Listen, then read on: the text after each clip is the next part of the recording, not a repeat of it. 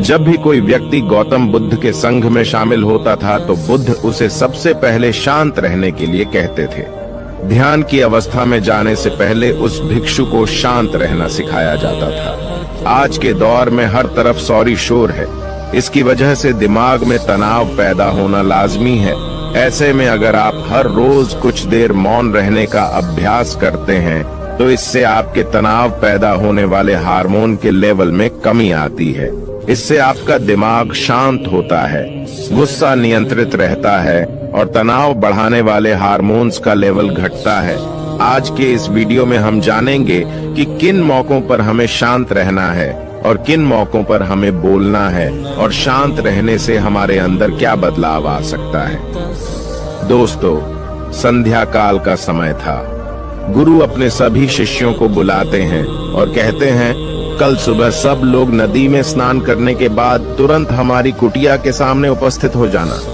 सभी इसी से हैरान रह जाते हैं कि हम लोगों ने कुछ गलती की है क्या, लेकिन गुस्से से यह कहते हैं कि हो सकता है कि गुरुजी कल सुबह कुछ अच्छी बात बताने वाले हैं। सब लोग रात को सही समय पर सो जाते हैं और सुबह उठकर सभी लोग नदी में स्नान करने के बाद वापस गुरुजी के सामने उपस्थित हो जाते हैं। गुरु कहते हैं, आज हम तुम सबको चुप रहने के फायदे के बारे में बताऊंगा। गुरु कहते हैं, 10 मौके जहां पर चुप रहने से होता है लाभ और बोलने से नुकसान। गुरु कहते हैं, अगर आप इन 10 मौकों पर शांत हो गए यानी मौन हो गए तो आप जो चाहेंगे वही मिल जाएगा। आपकी जिंदगी में चमत्कारिक बदलाव शुरू हो जाएंगे। जरूरत से ज्यादा बोलना या चुप रहना दोनों ही अच्छी बात नहीं है। जैसे जरूरत से ज्यादा बारिश हो जाना या फिर धूप दोनों ही दिक्कत देती है, उसी तरह अनावश्यक बोलने से भी काफी नुकसान होता है। गुरु कहते हैं कि पहला ऐसा मौका जहां पर व्यक्ति को चुप रहना चाहिए, बिना तथ्य के ना बोले। गुरु ने कहा, अगर आपके पास कोई तथ्य नहीं है तो वहां चुप रहने में ही भलाई है। चुप बैठने से दिमाग में नई कोशिकाओं का निर्माण होता है और इससे ज्ञान की वृद्धि होती है। बोलने में भलाई वही है जहां आपको किसी चीज के बारे में पूरा ज्ञान हो। अगर आप बिना तथ्य के कहीं बोलते हैं या फिर बेवजह बोलते हैं तो आपका वहां मजाक भी बन सकता है। अगर आपके पास पर्याप्त जानकारी नहीं है, ऐसी जगह पर बोलने से आपका मजाक तो बनी रहेगी, साथ ही साथ लोगों का भरोसा भी आपसे उठने लगेगा। इसलिए ऐसी जगह पर शांत रहो जहां तुम्हें पता ना हो कि क्या बोलना है क्या नहीं। कई बार कुछ लोग ऐसे होते हैं जो हर जगह अपनी उपस्थिति बताने लगते हैं। उन्हें पता नहीं होता है कि हमें क्या बोलना है, लेकिन फिर भी बोलते जाते हैं और फिर बाद में दूसरे लोग उनके जाने के बाद उनका मजाक उड़ाते हैं। जब तक आपको उस तथ्य के बारे में अच्छा ज्ञान नहीं है, उसके बारे में पता नहीं है, तो वहां चुप रहना ही ज्यादा समझदारी है। गुरु ने कहा, दूसरा ऐसा मौका जहां पर व्यक्ति को चुप रहना चाहिए। शब्दों से न पहुंचे ठेस। अगर आपके शब्द किसी को मानसिक ठेस पहुंचा रहे हैं तो वहां चुप हो जाना चाहिए। कमजोर व्यक्ति के बारे में कुछ भी बोलकर आप महान नहीं बन सकते हैं। महान आप किसी कमजोर का साथ देने में बनेंगे। कई बार होता है कुछ लोग अपने से छोटे व्यक्ति को भला बुरा कहते रहते हैं। सामने वाला इंसान तो कद से आपसे छोटा है, वह आपको कुछ नहीं बोलेगा, लेकिन आप उसकी नजरों में गिरते चले जाएंगे। हो सकता है कि कल वह भी आपसे पद में बड़ा हो जाए। पद में आपसे जब वह बड़ा हो जाएगा तो आज जो रवैया आपका उसके साथ है, आने वाले समय में वह भी आपके साथ वही करेगा। आप किसी को नीचा दिखाकर बड़ा नहीं बन सकते हैं। बड़ा बनना है तो अपने से छोटे लोगों का इज्जत भी करना सीखें और साथ ही साथ बड़े लोगों का भी सम्मान करना चाहिए। लोगों को लगता है कि अगर वह अकड़कर बोलेंगे और सामने वाले को नीचा गिराने की कोशिश करेंगे तो वह बड़े बन जाएंगे, तो यह उन सब की भूल है। बड़े होने की बजाय आप उनकी नजरों में गिरते चले जाएंगे। गुरु ने आगे कहा, इसलिए शिष्यों, तुम सब जब भी बोलना आदर भाव से बोलना ताकि तुम्हारी बात लोगों को अच्छी लगे। बोलने में भाई बहन, माता पिता, मित्र इत्यादि संबोधन शब्दों का इस्तेमाल जरूर करना। इससे तुम्हारी मान प्रतिष्ठा तो बढ़ेगी ही, साथ ही साथ लोगों की नजरों में तुम समझदार व्यक्ति बनते जाओगे। गुरु ने आगे कहा, तीसरा मौका जहां पर व्यक्ति को चुप रहने में ही भलाई है। क्रोध या घृणा करने वाले लोग, जब कोई अपना या सगा संबंधी आप पर क्रोध कर रहा हो, आपका अपमान कर रहा हो, तो आपको उस वक्त चुप रहना चाहिए ताकि सामने वाले का गुब्बारा पूरी तरह से फट जाए। आप यदि सही हैं तो उसे कतई माफीनामा गए और चुप रहकर ही सही समय का इंतजार करें। वह खुद आपसे माफी मांग लेगा जब उसे अपनी गलती का एहसास हो जाएगा। गुरु आगे कहते हैं कि अगर आपका कोई सगा संबंधी आप पर क्रोध कर रहा हो और आप उस समय शांत हैं, तो यह आदर सम्मान देने की निशानी होती है। इससे न कोई छोटा होता है और न ही बड़ा। अगर आपको क्रोध आ रहा है तो आप या तो वहां से किसी का अनादर किए बिना चले जाएं या फिर चुप रहें। क्रोध करने से आपके रिश्ते खराब होंगे। क्रोध करने से हमेशा क्रोध करने वाले व्यक्ति का ही बुरा होता है। गुरु आगे कहते हैं कि एक बार की बात है, एक सांप जंगल से भागते हुए किसी राजा के घर में पहुंच गया। लोगों ने छेड़खानी की तो वह बहुत ही गुस्सा हो गया, जिससे घर में जो तलवार पड़ी हुई थी उसी को लपेटकर कसने लगा और धीरे धीरे उसका पूरा शरीर कट गया। ठीक उसी प्रकार हमारा गुस्सा भी हमारे शरीर को तलवार की भांति काटता रहता है। गुस्सा ध्यान से खत्म होता है प्रतिदिन। अगर आप ध्यान की मुद्रा में बैठे हैं तो आपका गुस्सा आपके नियंत्रण में रहेगा।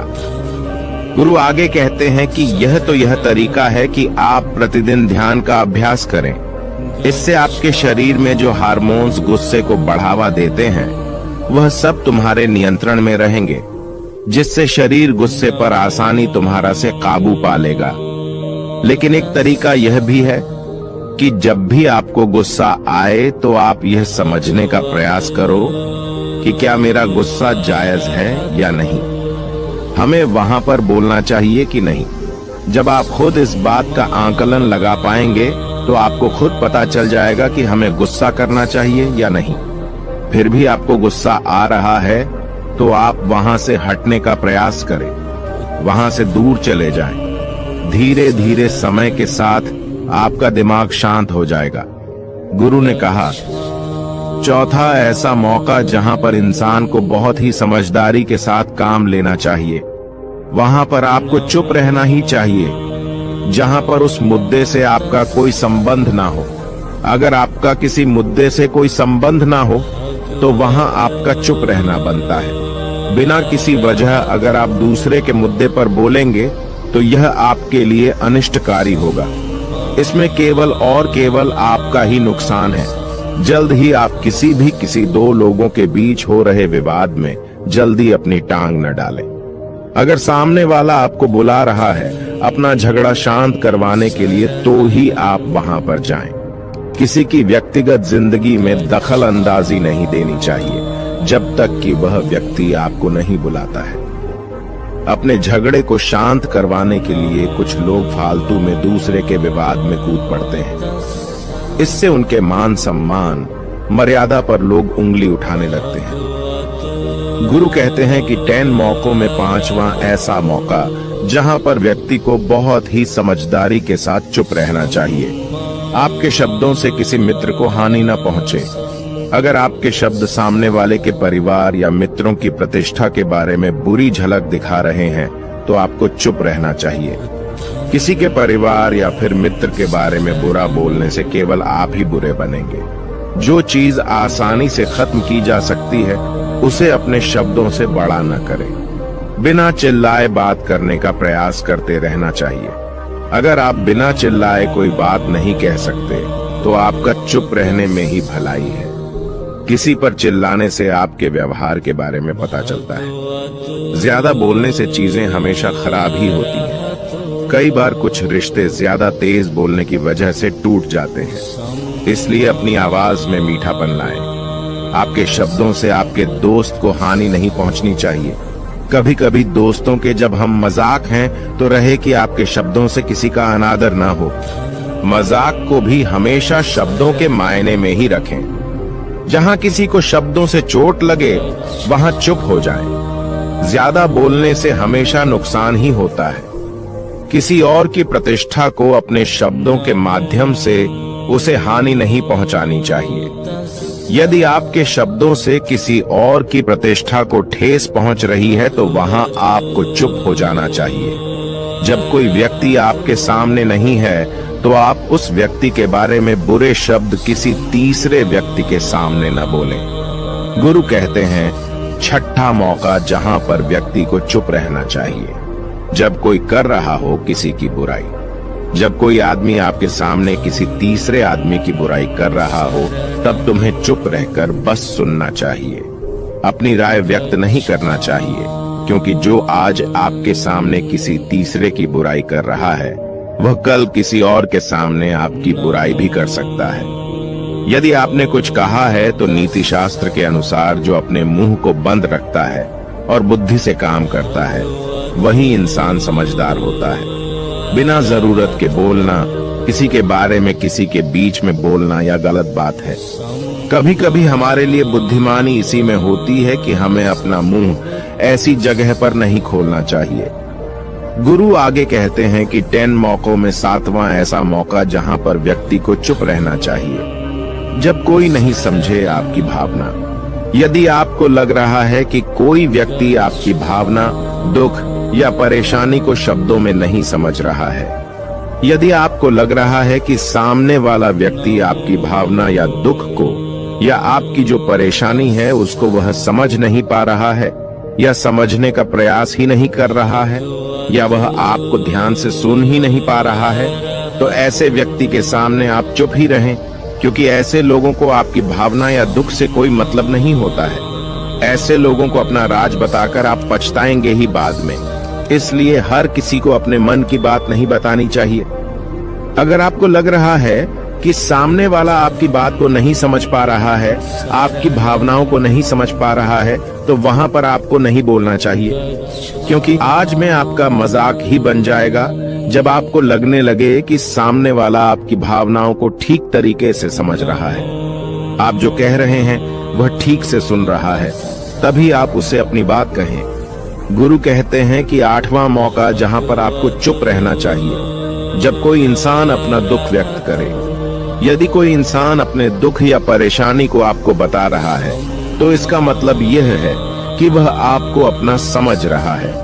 ऐसे में तुरंत ही उसे समाधान बताने के बजाय चुप रहकर उसके दुख या समस्या को सुने। उसके दुख या समस्या को किसी और को न बताएं। वह इसलिए नहीं बता रहा है कि उसकी समस्याओं का समाधान कर देंगे, बल्कि वह इसलिए भी बता रहा है कि सामने वाला उसकी बात को समझ रहा है। कई बार बताने से दुख कम हो जाते हैं। आपको अपना दुख इसलिए बता रहा होगा कि उसे लग रहा है कि आप उसकी बात को समझ रहे हैं। दुख बांटने से कम हो जाता है। इसलिए जब कोई व्यक्ति अपना दुख आपसे व्यक्त करे तो आप चुप मारकर उसकी बात को बहुत ही ध्यान से सुने, ताकि उसके दुख कम हो जाएं, उसके मन का बोझ हल्का हो जाए, क्योंकि उसके मन में जो भी बातें थी वह आपको सब बता दिया। गुरु आगे कहते हैं कि 10 जगहों में 9 ही ऐसी जगह जहां पर आपको चुप रहना चाहिए। जहां पर दुष्ट प्रकृति के लोग रह रहे हों और गाली गलौज कर रहे हों तो आप वहां पर मत जाइए। ऐसी जगहों से आप चुपचाप निकल जाएं, अर्थात अपनी प्रतिक्रिया दिए बिना आप वहां से चले जाएं, क्योंकि जिसकी जुबान खराब होती है, जो दुष्ट प्रकृति के लोग होते हैं, उनको आप ऐसे समय में नहीं समझा सकते हैं। जब उनका दिमाग पूरी तरह से शांत हो जाए तभी वह आपकी बात सुनेंगे। इसलिए जहां पर दुष्ट प्रकृति के लोगों आपकी बात को न मानते हों और न ही सुनते हों तो आपको वहां पर नहीं बोलना चाहिए। गुरु कहते हैं कि 10 माह ऐसा मौका जहां पर आपको शांत हो जाना चाहिए। अपनी सफलता का राज हर किसी को न बताएं। कई बार होता है कि कुछ लोग जो सफलता को बहुत ही जल्दी अर्जित कर लेते हैं, वे हर जगह अपनी सफलता का ढिंढोरा पीटने लगते हैं। ऐसे में क्या होता है कि कई लोग आपकी सफलता से खुश नहीं होते हैं। अगर आप अपनी सफलता का जबरदस्ती लोगों में ढिंढोरा पिटवा रहे हैं तो लोगों की नकारात्मक ऊर्जा आपको प्रभावित कर सकती है। जब आप सफल होंगे तो सबको पता चल जाएगा कि आप सफल हो गए हैं। ढिंढोरा पीटने से नुकसान आपका ही होगा। इतना कहकर गुरु ने कहा, शिष्यों, आज के लिए बस इतना ही। अगर तुम सब मेरी इन 10 बातों को अपने जीवन में अपना लेते हो तो तुम सब काफी हद तक परेशानियों से बचे रहोगे। यहाँ से जाने के बाद मेरी यह बातें आपके जीवन किसी वरदान से कम साबित नहीं होंगी। दोस्तों, मुझे उम्मीद है इस वीडियो से आपको बहुत कुछ सीखने को मिला होगा। अगर आप नए हो तो हमसे जुड़ने के लिए इस चैनल को सब्सक्राइब करना मत भूलिएगा।